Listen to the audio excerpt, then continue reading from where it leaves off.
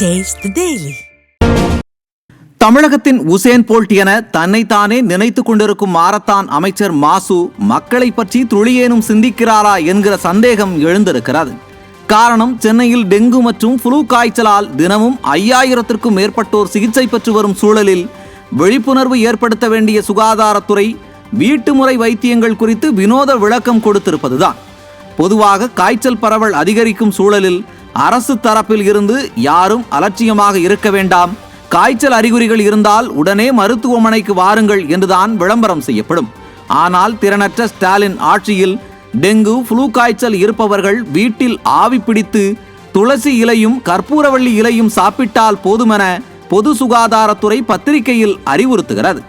அடுத்ததாக 2 மாத்திரைகளை பரிந்துரை செய்து மருந்து உற்பத்தி நிறுவனங்களுக்கு விளம்பரம் ஏற்படுத்தும் சுகாதாரத்துறை அதிகாரிகளின் செயலால் கொதிப்படைந்து மக்கள் இதுதான் மக்களை காக்கும் லட்சணமா என கேள்வி எழுப்பியுள்ளனர்.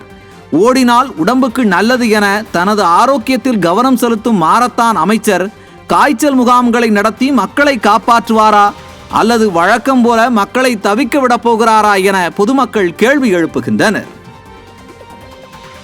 திருப்பூர் மாவட்ட ஆட்சியர் மற்றும் மாநகராட்சி ஆணையரிடம் அதிமுக சார்பாக 6% சொத்து வரி உயர்வை திரும்ப பெற கோரி மனு அளிக்கப்பட்டது. திருப்பூர் மாநகராட்சி அலுவலகத்தில் ஆணையரை நேரில் சந்தித்த முன்னாள் துணை சபாநாயகர் பொள்ளாச்சி ஜெயராமன் தலைமையில் சென்ற அதிமுக கவுன்சிலர்கள் 15 பேர் கோரிக்கையை வலியுறுத்தி மனு அளித்தனர். அந்த மனுவில் மாநகராட்சி மறு அளவீடு செய்வதை நிறுத்த வேண்டும், சொத்து வரி, பாதாள சாக்கடை வரி போன்ற வரிகளை உடனடியாக குறைக்க வேண்டும் என மனு அளித்தனர். இதே கோரிக்கையை வலியுறுத்தி பின்னர் மாவட்ட ஆட்சித் தலைவரிடமும் மனு அளித்தனர். விளம்பர ஆட்சியில் ஆண்டுதோறும் சொத்து வரி உயர்த்தப்பட்டு வருவதால் அடித்தட்டு நடுத்தர மக்கள் கடும் அவதிக்கு ஆளாகி வரும் நிலையில் எதை பற்றியும் கவலைப்படாமல் பொம்மை முதல்வர் மகனுக்கு முடிசூட்டுவதிலேயே குறியாக இருப்பதாக பொதுமக்கள் விமர்சிக்கின்றனர். விழுப்புரம் மாவட்டம் மேல் வயலாமூர் திமுக ஊராட்சி மன்ற தலைவர் எல்லம்மாள் சம்பத் கிராம சபை கூட்டத்தில் கேள்வி கேட்ட முதியவரை தாக்கிய கொடூரம் அரங்கேறியுள்ளது.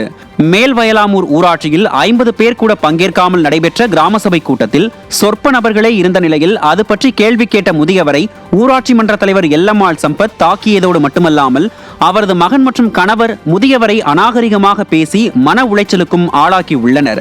தாக்குதல் சம்பவம் பற்றி அவலூர்பேட்டை காவல் நிலையத்தில் முதியவர் புகார் அளித்தும் போலீசார் நடவடிக்கை எடுக்கவில்லை என பாதிக்கப்பட்ட முதியவர் குமுறினார்.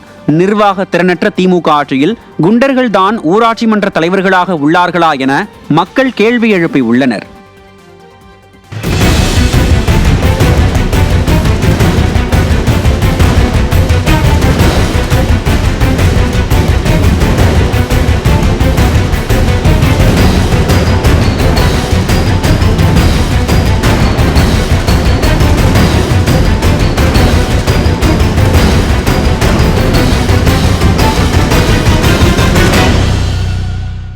அவங்க சதீஷ்ன்றவன் அவங்களாம் என்னை சேர்ந்து அடிக்கிறதுக்கு எடுத்தாங்க. காவல் நிலையம் வந்து தடுத்துச்சு, பொதுமக்களை வந்து தடுத்துச்சு. அப்புறமா சதீஷ்ன்றவன் லாடு எடுக்கிறான் அடிக்கிறதுக்கு. தலைவர் எல்லம்மாள் வந்து என்னை வந்து இது தவடமலை படால் 5 அடி அடிச்சிடுச்சு. நான் எதுவுமே திரும்பின்னு நான் எதுவுமே செய்யலை.